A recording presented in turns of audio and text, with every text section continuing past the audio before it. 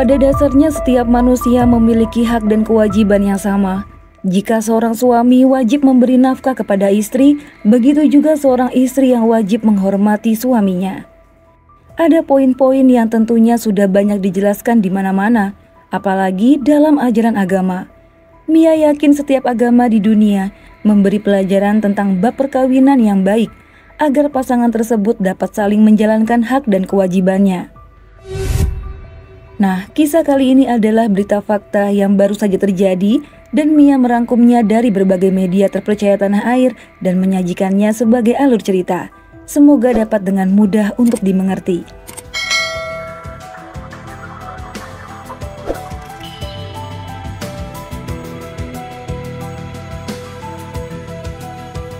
Berawal dari kegundahan pria bernama Ahmad Wahyudi atau Yudi. Ia adalah seorang adik laki-laki yang mencurigai bahwa kematian kakaknya karena dibunuh oleh anggota keluarganya sendiri.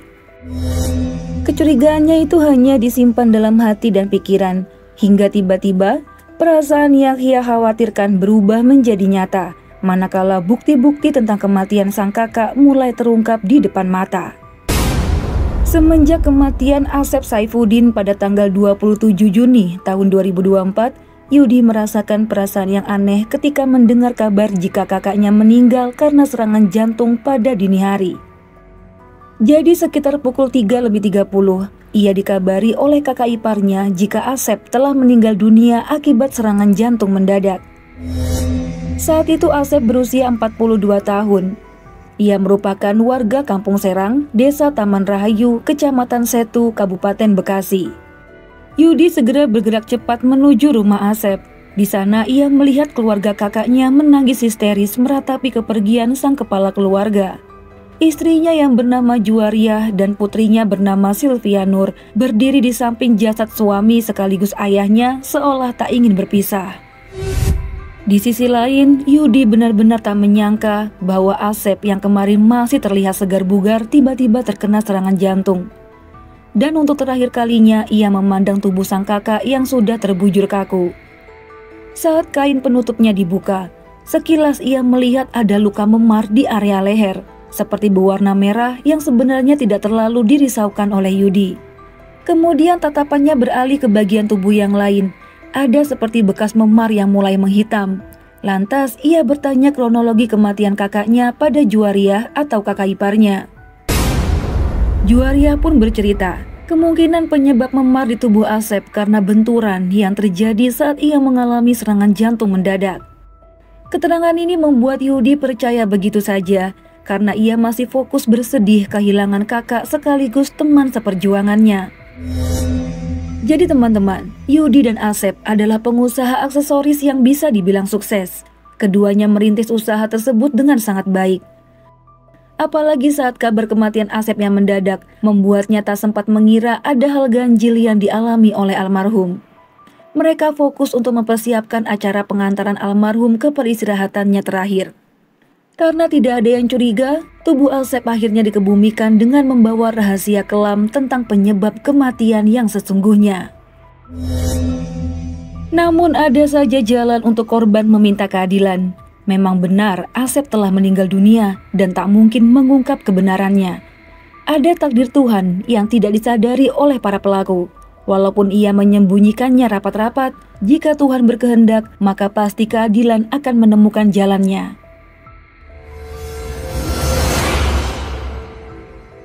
Di hari saat kakaknya meninggal dunia, Yudi yang berduka tiba-tiba mendapat notif di ponselnya. Rupanya ada konfirmasi penerimaan uang dari 2 aplikasi pinjol atas nama Asep Saifuddin. Saat menerima laporan tersebut, Yudi masih belum menyadari adanya keganjilan. Namun semakin hari, ia mulai menyusun kotak puzzle yang berantakan. Hingga puzzle itu tersusun rapi, membuatnya yakin 100% jika ada konspirasi jahat di balik kematian sang kakak. Yudi mendekati Sylvia dan mencoba menggali informasi mengenai luka yang ada di tubuh almarhum. Namun Sylvia cuma bisa menghindar dan seolah menutupinya. Kemudian Yudi memeriksa rekening koran milik almarhum. Rupanya uang dari pinjaman online itu telah berpindah tangan ke seorang pria bernama Hagisko Pramada yang rupanya pacar dari Sylvia. Jelas di benaknya timbul beribu pertanyaan. Menurut informasi, almarhum meninggal pada pukul 3:30 dini hari. Tapi transaksi pinjol itu dilakukan setelah almarhum meninggal. Wah, Yudi mencium adanya konspirasi brutal di sana. Emosinya meluap seketika. Segera saja ia mendatangi Polsek Setu Bekasi untuk membuat laporan jika dirinya mencurigai keterlibatan istri, putri kandung, serta pacarnya pada kematian Asep Saifuddin.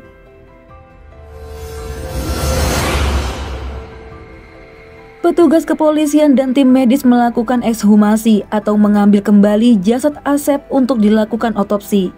Sambil menunggu proses tersebut, Yudi terus mendesak Sylvia untuk mengatakan yang sejujurnya.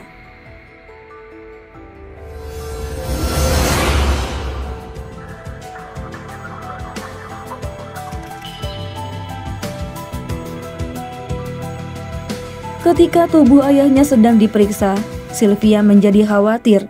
Mau makan gak enak, apalagi mau tidur. Kebayang terus akan rasa penyesalan yang hinggap di hatinya.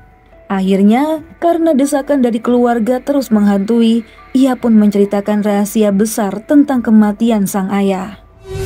Berbekal pengakuan itu, tim dari Polres Metro Bekasi mengamankan 3 orang yang dianggap bertanggung jawab atas kematian almarhum Asep. Antara lain Juwariah, istri korban, Sylvia Nur, putri kandung korban, serta Hagisko Pramada, pacar Sylvia. Lantas, apa hubungannya ketiga orang ini dengan kematian korban? Penyidik berhasil mendapatkan petunjuk dari adik korban yang bernama Yudi, kemudian juga memeriksa hasil otopsi korban, yang mana mereka yakin jika tewasnya Asep Saifuddin dikarenakan dibunuh. Pria berusia 42 tahun ini benar-benar dihabisi oleh keluarganya sendiri.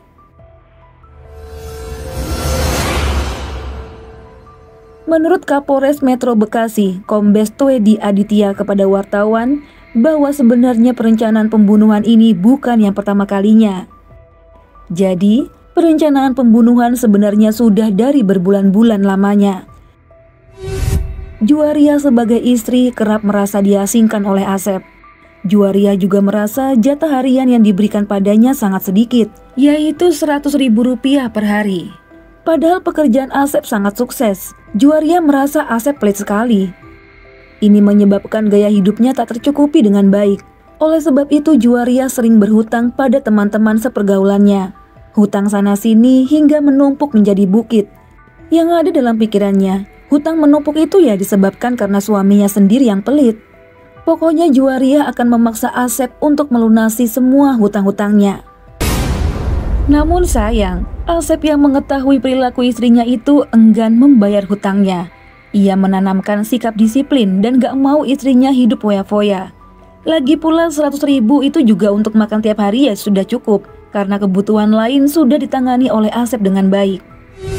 Nah, kekesalan Juwariah karena suaminya gak mau bayar hutangnya dikeluhkan pada Sylvia putrinya. Setiap kali mereka mengobrol, Juwariah selalu mengungkap rasa kekecewaan, kemarahan, dan lain sebagainya. Namun bukannya menenangkan hati sang ibu, rupanya Sylvia juga memendam kekesalan yang sama. Karena selama 4 tahun berpacaran dengan kekasihnya, sang ayah nggak pernah memberi restu. Bahkan selalu acuh ketika pacarnya itu bertandang ke rumah. Bagi Sylvia, Hagisko Pramada adalah pujaan hatinya sampai mati dan tak tergantikan walaupun tanpa restu orang tua. Perbincangan yang semula hanya keluh kesah semata berubah menjadi konspirasi kejahatan. Bahkan jika Hagisko datang ke rumah, ketiga siluman yang lagi berbincang santai ini sering memimpikan jika Asep Saifuddin tidak ada di dunia lagi, dan mereka bisa menikmati harta Asep sampai puas. Puncaknya ketika mereka mengetahui jika Asep membeli ponsel baru tanpa memberitahu mereka. Jadilah ini menambah rasa kebencian di hati, karena menuduh Asep memiliki wanita idaman lain atau berselingkuh. Padahal itu hanya tuduhan tak mendasar. Mereka itu hanya sedang mencari kesalahan-kesalahan biar yakin jika almarhum adalah seorang pendosa yang layak dilenyapkan. Jadilah ketiganya benar-benar menjelma sebagai sosok iblis. Dengan teganya mereka bekerja sama untuk menghabisi Asep dengan cara apapun. Perencanaan pun didiskusikan hampir setiap hari. Langkah demi langkah mereka atur supaya nanti kematian Asep tidak ada yang mencurigai. Nah, perencanaan pembunuhan dilaksanakan pertama kali sekitar tanggal 10 Juni atau 2 minggu sebelum korban meninggal dunia. Para pelaku mencampurkan cairan soklin ke minuman susu soda yang biasa diminum korban. Percobaan ini gagal karena korban merasa minuman tersebut kadaluarsa. Kemudian percobaan kedua pada tanggal 24 Juni. Lagi-lagi mencampur cairan soklin ke dalam minuman. Korban sempat meminumnya namun berhasil memuntahkannya. Jadilah percobaan itu gagal lagi.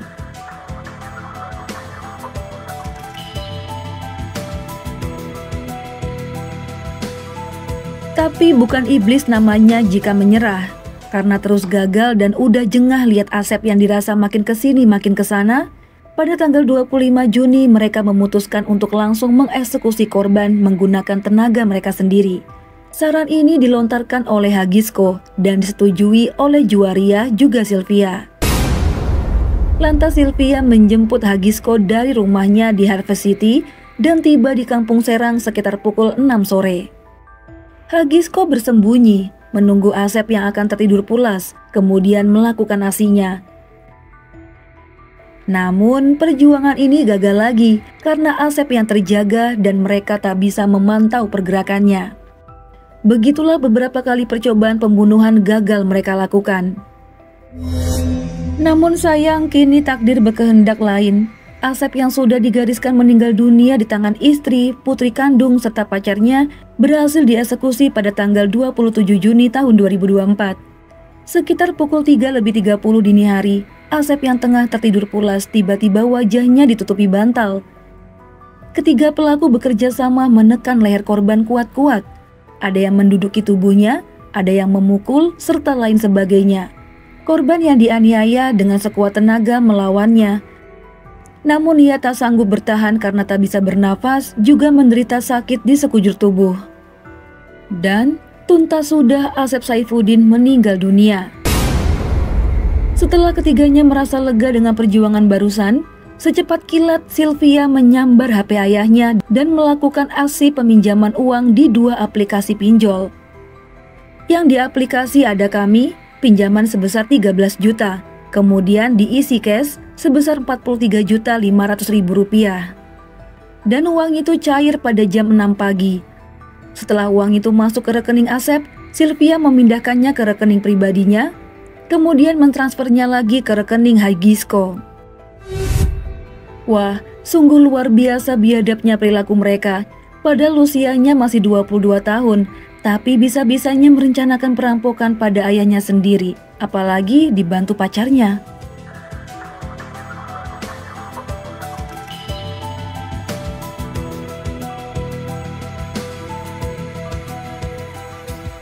Begitulah kurang lebih kronologi malam kejadian naas buat Asep Saifuddin. Begitu pilu rasanya dihabisi oleh putri kandung sendiri. Pantas saja jika ia tidak merestui hubungan Sylvia dan Hagisko, mungkin almarhum sudah merasa firasat buruk pada diri pria itu. Orang tua mana sih yang ingin anaknya susah? Pastilah dia memiliki pandangan lain pada calon mantu yang enggan ia beri restu.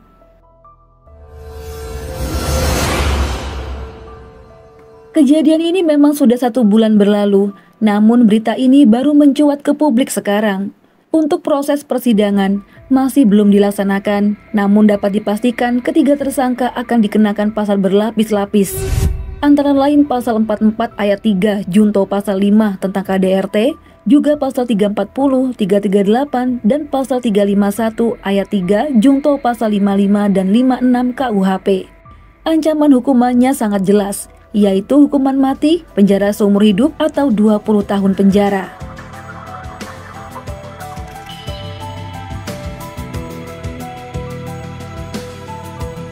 Baik teman-teman, sebenarnya pilihan hukuman barusan gak ada yang tepat ya buat mereka.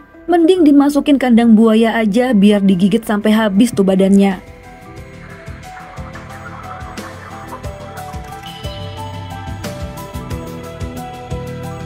Begitulah kisah menyedihkan yang menimpa seorang suami sekaligus seorang ayah yang dihabisi oleh keluarganya sendiri. Peristiwa ini bisa terbongkar berkat adik korban yang mencurigai kejanggalan pada kematiannya. Saat dimintai keterangan, Yudi membantah motif ekonomi yang mendasari pelaku berbuat demikian. Menurut Yudi, istri kakaknya itu memang tamak. Asep pernah bercerita tentang perilaku Juwariah ketika dititipkan uang sebagai upah tukang, namun uang itu sebagian malah dipakai sendiri olehnya. Dan lagi, Yudi membantah jika kakaknya pernah berselingkuh. Sebagai seorang anak yang seharusnya berbakti kepada orang tua, malah tega menyudahi hidup sang ayah karena gak dapat restu dan tergiur uang pinjaman online. Mari kita sama-sama mendoakan agar almarhum dilapangkan kuburnya dan diampuni segala dosa-dosanya.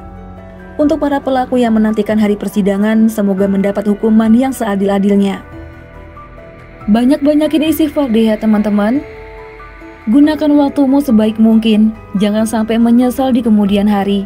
Ingat, semarah dan sekesal apapun kita, jangan gunakan kekerasan yang melanggar hukum. Nikmati hidupmu di alam bebas, karena banyak orang di dalam sel tahanan yang memimpikan posisimu saat ini. Perbanyak bersyukur, kurangi jalan-jalan malam, apalagi kalau nggak ada duit. Kalau gitu Mia undur diri dulu, mohon maaf jika ada salah-salah kata dalam pembuatan video. Sampai jumpa di video selanjutnya, selamat beraktivitas, bye!